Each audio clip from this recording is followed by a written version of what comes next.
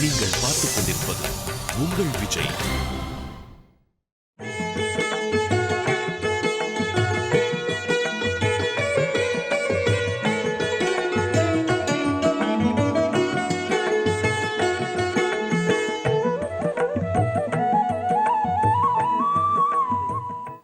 இந்த தோப்பின் ஊடே நாம் வந்தோமேயானால் ஆங்காங்கு மண்டபங்கள், அந்த மண்டபங்களை தாங்கி நிற்கக்கூடிய தூண்கள், அந்த மண்டபங்களுக்கு ஏறி செல்லக்கூடியதான படிக்கட்டுக்கள், உடைந்து சிதறி கிடப்பனவாய் பல அபூர்வமான சிற்ப வேலைப்பாடுகள், இவை அனைத்தையும் பார்க்கலாம். மனது வலிக்கின்றது. வரலாறு என்று இவற்றை நாம் ஒதுக்கிவிட முடியாது. நம் வாழ்க்கை தரத்தை உயர்த்தும் தெய்வங்களின் தேவாலயங்களிலெல்லாம் சரியான முறையில் பராமரிக்கவில்லை என்றால் என்ன சொல்லுவது? ஆனால் அந்த காலங்கள் முடிந்துவிட்டன. தற்பொழுது படவேடு என்னும் இந்த கிராமம் புதுப்பொலிவு பெற்று விளங்குகின்றது. இந்த தோட்டத்தினுடைய முடிவு பகுதிக்கு நாம் இப்போ வந்திருக்கோம். இதுதான் இந்த தோட்டம், வாழைத்தோப்பு, வாழைத்தோட்டம், அதனுடைய முடிவு பகுதி. ஆனால் உண்மையில் தோட்டத்தினுடைய முடிவு இல்லை. ஜலகண்டேஸ்வரர் திருக்கோவிலுடைய மதில் சுவர்.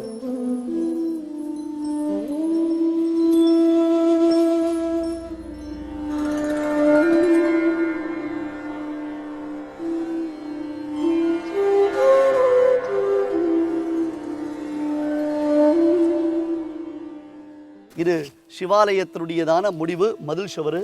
அதன் மீது தான் அடைய நின்று கொண்டிருக்கிறேன். இதுவரையிலும் நதியினுடைய வெள்ளப்பெருக்கு இருந்திருக்கிறது. பல படித்துறைகள் ஆலயத்திலிருந்து நதியில் சென்று நாம் தீர்த்தாமாடி ஸ்நானங்கள் செய்து அந்த நதி ஜலத்தை கொண்டு வந்து சிவபெருமானுக்கு அபிஷேகங்கள் முதலானவை செய்வதற்கு பாங்காக படித்துறைகளும் அமைக்கப்பட்டிருந்தன. எல்லாம் அழிந்து விட்டது. வெகு அழகாக செதுக்கப்பட்டு எத்தனையோ விஷயங்கள் இடிந்து விட்டாலும் சிரிந்து விட்டாலும் மண்ணுக்குள்ளே புதைந்து விட்டாலும் இதுபோன்று உறுதி வாய்ந்த மதில் சுவரை யாராலும் அசைக்க முடியவில்லை. நம்முடைய நம்பிக்கைக்கு, எம்பெருமான் மீது நாம் வைத்திருக்கக்கூடிய நம்பிக்கைக்கு அத்தாட்சியாக இவைகள் விளங்குகின்றன. ஆச்சரியத்திற்கு மேலான ஆச்சரியத்தை எல்லாம் நாம் அடைந்து வருகிறோம்.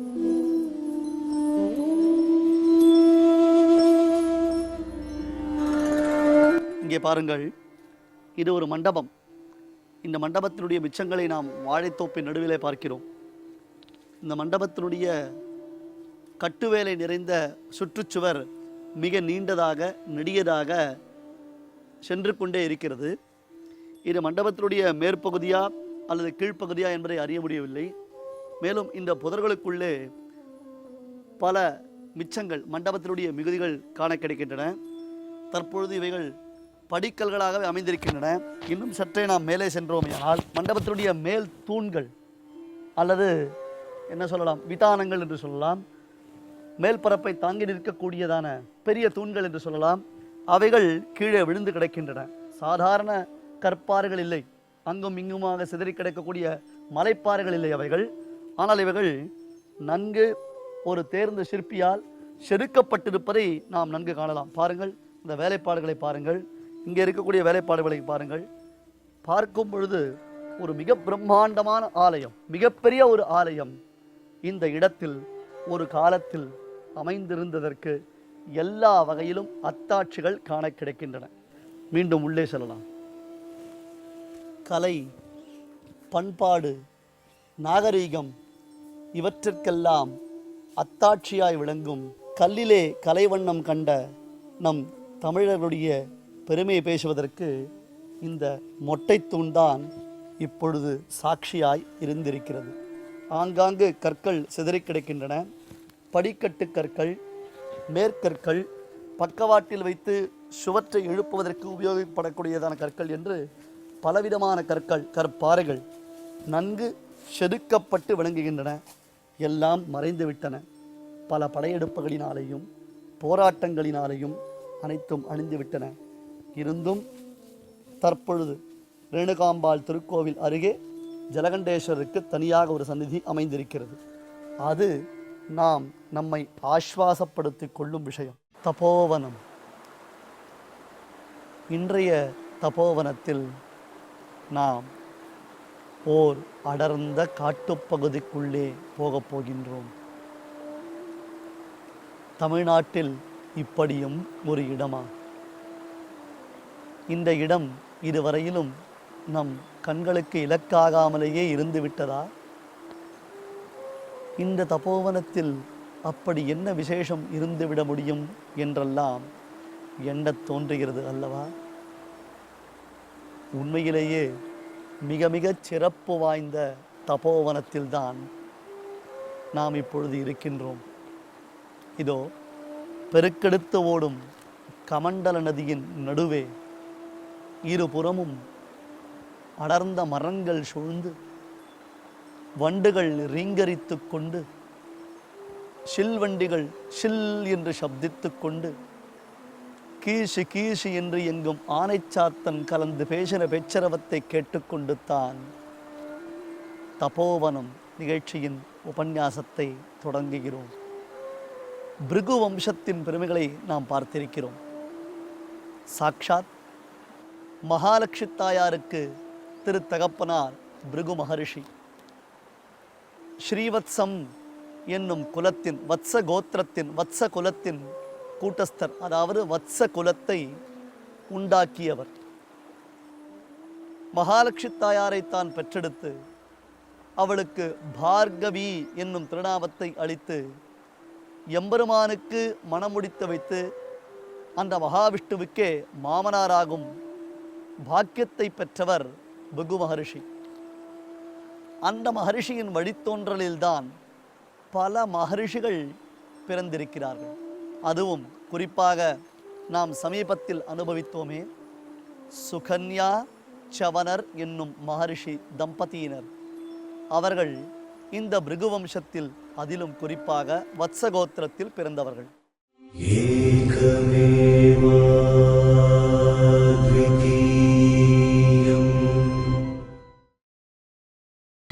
நீங்கள் பார்த்துக் கொண்டிருப்பது உங்கள் விஜய். அந்த மகாவிஷ்ணுவுக்கே மாமனாராகும் பாக்கியத்தை பெற்றவர் பிருகு மகரிஷி. அந்த மகரிஷியின் வழித்தோன்றலில்தான் பல மகரிஷிகள் பிறந்திருக்கிறார்கள். அதுவும் குறிப்பாக நாம் சமீபத்தில் அனுபவித்தோமே, சுகன்யா சவனர் என்னும் மகரிஷி தம்பதியினர். அவர்கள் இந்த பிருகு வம்சத்தில், அதிலும் குறிப்பாக வத்சகோத்திரத்தில் பிறந்தவர்கள். அதே பரம்பரையைத்தான் மீண்டும் தொடர்ந்து அனுபவிக்கப் போகின்றோம். இத்தபோவனத்திற்கு படவேடு என்பது பெயர். சம்புவராய மன்னர்களின் ஆட்சிக்கு உட்பட்டு பல பெரிய கோட்டைகளும் கொத்தளங்களும் அகழிகளும் நிறைந்ததான ஓர் மாபெரும் யுத்த சாலையாக விளங்கிய இடம். அரசர்கள் தங்கள் ஆயுதங்களையெல்லாம் சேமித்து வைத்து கொண்டும் மற்றும் தங்களுடைய படை வீரர்களையெல்லாம் தங்க வைத்து கொண்டும் எதிரிகள் அவ்வளவு சுலபத்தில் அணுகாதபடி பெரியதான கோட்டைகளையும் அகழிகளையும் ஏற்படுத்தி கொண்டு இருந்த இடமாதலினாலே இந்த இடம் படை வீடு என்பது காலக்கிரமத்தில் மருவி மருவி படவேடு என்று இக்காலத்தில் வர்ணிக்கப்படுகின்றது. திருவண்ணாமலை மாவட்டத்தில் படவேடு, குறிப்பாக ரேணுகாதேவி ரேணுகாம்பாள் அவளாலே பிரசித்தமடைந்ததான இந்த க்ஷேத்திரத்தில், ஜமதக்னி மகரிஷி தவம் செய்த புண்ணிய க்ஷேத்திரத்தில் நாம் ஸ்ரீவத்ச வம்சத்தின் பெருமைகளையும் ஜமதக்னி முனிவருடையதான அரும் பெருமைகளையும் மற்றும் பரசுராமருடைய பிரபாவ வைபவங்களையும் பார்க்கப் போகின்றோம். சவன மகரிஷிக்கு சுகன்யா மனையாளாக வாய்த்தாள். பதிவிரதைகளில் மிகச்சிறந்தவள் சுகன்யா தேவி. இதனை சீதாதேவியே கூறுகிறாள். இதையும் நாம் பார்த்திருக்கிறோம். தன் கணவன் கண்கள் குருடான பொழுது கூட குருட்டு கணவன்தானே என்று ஒதுக்கி தள்ளாமல் சுகன்யா தேவி சவனரை மனம் முடித்தாள். இல்லறம் நல்லறமாகவே தொடர்ந்து வந்தது. சிறிது காலங்கள் கழித்து அந்த சவனருக்கு ஒரு பிள்ளை பிறந்தார். அப்பிள்ளைக்கு ரிச்சிகர் என்பது பெயர். இப்பொழுது அடியேன் கூறும் கதைகளை நீங்கள் நன்கு நினைவுறுத்தி கொள்ளுங்கள், ஞாபகத்தில் வைத்துக் கொள்ளுங்கள். ஏனென்றால் பின்னாளில் மேலும் பல மகரிஷிகள் இவர்கள் கதைகளில்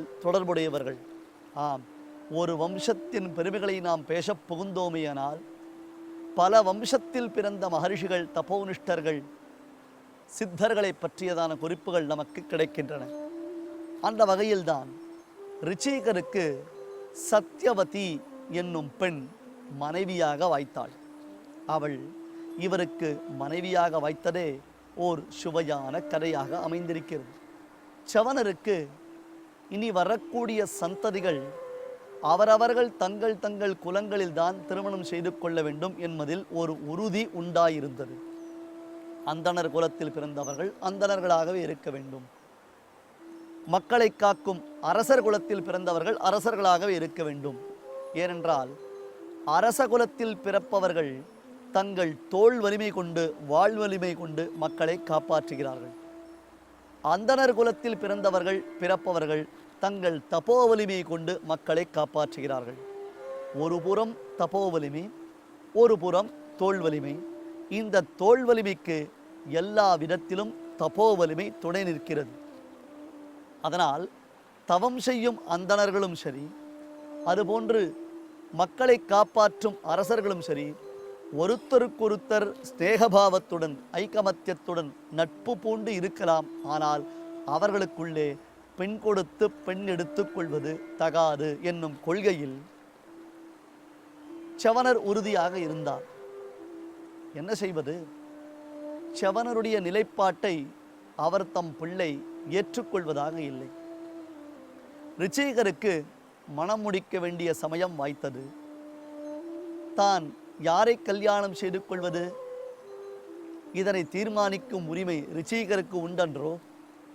ஆகையால் ரிச்சீகர் அவ்வமயத்தில் மிகவும் பிரசித்தராக இருந்த, மக்கள் தர்மாத்மா தர்மாத்மா என்று போற்றும் பெருமை வாய்ந்த ஓர் அரசனின் குமாரத்தியை, ஒரு அரசனின் பெண்ணை தான் விரும்பினார். அவ்வரசருக்குத்தான் காதி என்பது பெயர். ஆம், காதி என்னும் அரசர் மிகுந்த பராக்கிரமம் வாய்ந்தவர். எல்லோரும் காதி அரசரினுடைய ஆணைக்கு கீழ்ப்படிந்திருப்பவர்கள். காதி ஒன்று சொன்னால் அந்த ஆணை செல்லுபடியாகாத இடமே பூலோகத்தில் இல்லை எனலாம். அந்த அளவிற்கு காதிக்கு பெருமைகள் பல உண்டு. அவ்வரசருக்கு ஓர் பெண்ணரசி பிறந்திருந்தாள். அவளுக்கு சத்யவதி என்பது பெயர். பேச்சில் இனிமை, பெண்மைக்கே உரித்ததான அச்சம், மடம், நாணம், பயிர்ப்பு முதலான அம்சங்கள் அனைத்துமே அப்பெண்ணிடம் குடிகொண்டிருந்தன. கண்டவர் மனம் மயங்கும் அழகு, அவை எல்லோருடைய இதயத்திலும் ஓர் அமைதியை உண்டு செய்யக்கூடியதாய் அமைந்திருந்தன. பல பேரரசர்கள், சிற்றரசர்கள் இப்பெண்ணை மனம் முடிப்பதற்காக தவமிருந்தார்கள். என்ன செய்வது? இந்த தபோதனர் ரிச்சீகர் பெண்ணை, சத்யவதியை தான் மனம் செய்து கொள்ள ஆசை கொண்டார். அதற்காக இவர் காதி என்னும் அரசனிடம் சென்று, அரசனே, உன் பெண்ணை பார்த்தவுடன் நான் ஆசை கொண்டேன். அவள் எனக்கு எல்லா விதத்திலும் இல்லறத்தில் நல்லதொரு துணைவியாக இருப்பாள் என்று நினைத்திருக்கிறேன். நான் செய்யும் தர்மானுஷ்டானத்தில், குறிப்பாக இந்த விஷயத்தை நாம் மனதில் வைத்துக் கொள்ள வேண்டும், தர்மானுஷ்டானத்தில் நான் செய்யும் சத்காரியங்களில் என் மனைவியாக அவள் பங்கு கொண்டு, உமக்குத்தான் சுவாமி தர்மகாரியம், எனக்கு அதில் என்ன சம்பந்தம் என்பதாக தன் இயலாமையை வெளிப்படுத்துபவளாக இல்லாமல் எப்பொழுதும் எல்லா விதத்திலும் எனக்கு அணுக்கமாக இருந்து நான் செய்யும் வைதிக கர்மானுஷ்டானங்களில் தான் இணக்கத்துடன் இருந்து சுணக்கமில்லாமல் பூர்த்தி செய்து வைப்பவள் என்பதாக நான் நினைக்கிறேன். ஆகையால் இவளை மனம் முடிக்க ஆசைப்படுகிறேன் என்றார்.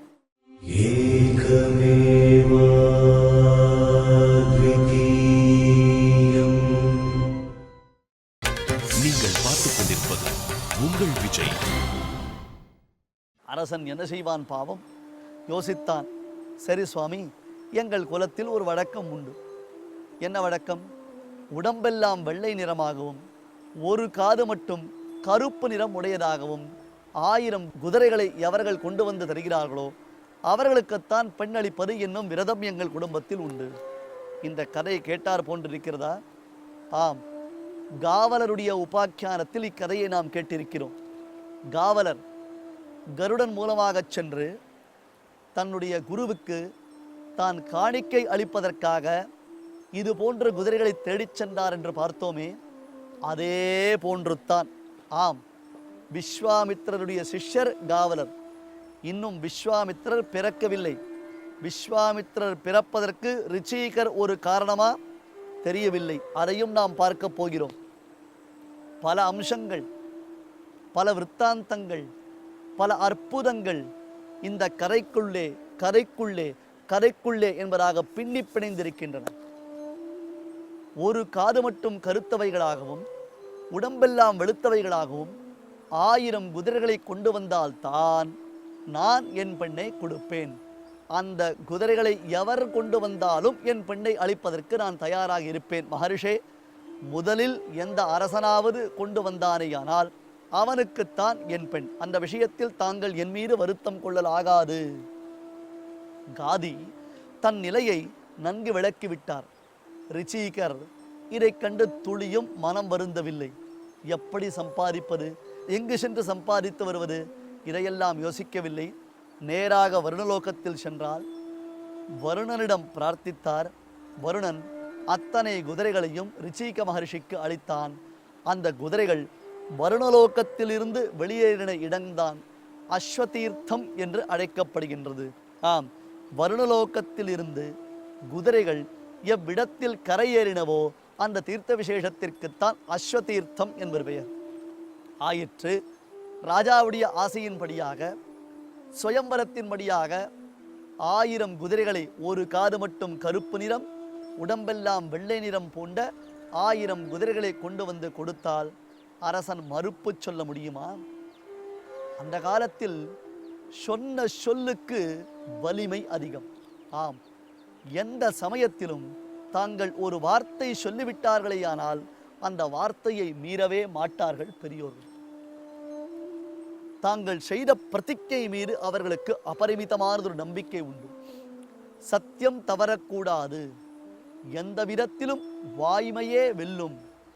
உயிரே போனால் கூட கொடுத்த வாக்குறுதியை நாம் மீறக்கூடாது. ஆகையால் மகரிஷி 1000 குதிரைகளை தான் கொண்டு வந்தவுடன் அரசன் இன்முகத்துடன் சந்தோஷத்துடன் தன் பெண்ணான சத்தியவதியை ரிச்சீகருக்கு மனம் முடித்து வைத்தான். இந்த கல்யாணத்திற்கு சாக்ஷாத் பிருகு மகரிஷியே வந்து வாழ்த்து தெரிவித்தாராம். மாமனாரிடத்தில்தான் சத்தியவதிக்கு பிரியம் அதிகம். மாமனாரை அலட்சியம் செய்பவள் இல்லை. அந்த மாமனார் மீது வெறுப்பை காண்பிப்பவள் இல்லை. ஏனென்றால் தவத்தின் சீர்மையினால் சிறந்து விளங்கும் மாமனாரான பிருகு மகரிஷியினுடைய பெருமைகளை எல்லாம் தான் உணர்ந்திருந்ததினாலே சத்தியவதி சென்று அவரை சேவித்தார். பரிபூர்ணமான மனோரதத்துடன் பிருகு அக்குழந்தைகளுக்கு ஆசீர்வாதம் செய்தார். சத்தியவதி, ரிச்சீகர் இவர்கள் இருவரும் சேவித்து வணங்கினார்கள். அம்மா, குழந்தாய், நீ உலகத்தை ஆளக்கூடிய குலத்தில் பிறந்து வேதம் ஓதும் அந்தணனை கைப்பிடித்திருக்கிறாயே, உன் தியாகம் மிகவும் பெரியதம்மா. ஆனால் எவ்விடம் முகம் கோணாமல் உன் கணவனின் கீர்த்தியை எண்ணி அந்த கணவனின் பிரபாவங்களுக்கெல்லாம் நீ எப்பொழுதும் துணை நிற்பவளாக நினைத்து கொண்டு அவர் கரம் பற்றி இருக்கிறாயோ, இந்த நிலை உன் மனதை விட்டு அகலக்கூடாது. எப்பொழுதுமே தேஜஸிலும் தவத்திலும் கீர்த்தியிலும் தயாள குணத்திலும் எல்லா விதத்திலும் சிறந்தவன் உன்னுடைய கணவன். இதை நீ உணர்ந்திருக்க வேண்டும். சரி, நான் உள்ளன்புடன் கேட்கிறேன், உவகையுடன் கேட்கிறேன். உனக்கு ஏதாவது விருப்பம் இருந்தால் தெரிவி. நீ எதை கேட்கிறாயோ அதனை நான் வரமாக அளிப்பதற்கு எல்லா விதத்திலும் தயாராக இருக்கிறேன் என்று பிருகு மகரிஷி புன்சிரிப்புடன் தன்னை வணங்கிய தன் குலத்தில் வந்து சேர்ந்திருக்கக்கூடிய அந்த மாட்டுப்பெண்ணை ஆசீர்வதித்து பேசினார். அவள் எழுந்தாள், அவரை சேவித்தாள். சுவாமி, எனக்கு ஒரு குறையும் இல்லை. என் தந்தை காதிமண்டர் என்னை எவ்விதம்தான் வளர்த்திருக்கிறாயோ அதே போன்று தான் இங்கே நான் புகுந்த வீட்டிலும் இருப்பேன். ஆம், நான் புகுந்த வீட்டில் பிறந்த வீட்டின் பெருமை பேச மாட்டேன், புகுந்த வீட்டின் பெருமை பேசுவேன். நான் புகுந்த வீட்டின் பெருமை பேசுவதைக் கண்டு என் பிறந்த வீட்டின் பெருமைகளை மற்றவர்கள் பேசும்படி செய்வேன் என்று சொன்னாள். என்ன ஒரு அற்புதமான வாக்கியம்! இக்காலத்தில் எவருக்காவது இது போன்று பேசத் தோன்றுமா? அற்புதமாய் அந்த சத்தியவதி பேசியதைக் கண்டு அகமகிழ்ந்தான் பிருகு. பெண்ணே, எது கேட்டாலும் நான் தருகிறேன் என்று சொன்னவுடன், சுவாமின், எனக்கு எவ்விலும் தேஜஸிலும் கீர்த்தியிலும் தவத்திலும் எல்லா விதத்திலும் சிறந்தவனாக ஒரு பிள்ளை பிறக்கப் போகின்றானோ தங்கள் அருளால், அதுபோன்றுத்தான் என் தாயாருக்கும் ஒரு பிள்ளை பிறக்க வேண்டும். எனக்கு சகோதரன் இல்லையே என்னும் குறை நீங்க வேண்டும். சகோதரன், என் பிள்ளை இருவரும் ஒரே சமயத்தில் பிறக்க வேண்டும் என்று அவரிடத்தில் பிரார்த்தித்து கொண்டாள். தன் மருமகளுடைய நியாயமான கோரிக்கையை பிருகு நிறைவேற்றாமல் இருப்பாரா? அதற்காக மாபெரும் வேள்வி ஒன்றை ஆரம்பித்தார். ஆம், சத்தியவதியின் தாயாருக்கும் பிள்ளை பிறக்க வேண்டும், சத்தியவதிக்கும் பிள்ளை பிறக்க வேண்டும். இதற்காக பிருகு ஓர் யாகத்தை நிகழ்த்தினார். அந்த யாகத்தின் விளைவுதான் என்ன? அந்த யாகத்திற்கும் இங்கே படவேட்டிற்கும் என்ன சம்பந்தம் இருக்க முடியும்? ஜமதக்னி என்பவர் யார்? யாகம் நடைபெற்றதா? பிள்ளைகள் பிறந்தனரா? ஒருவேளை பிள்ளைகள் மாறிவிட்டார்களா? காட்டின் ஊடே தபோவனத்திற்குள்ளே சென்றால் விடை கிடைக்கலாம். ஏகமேவ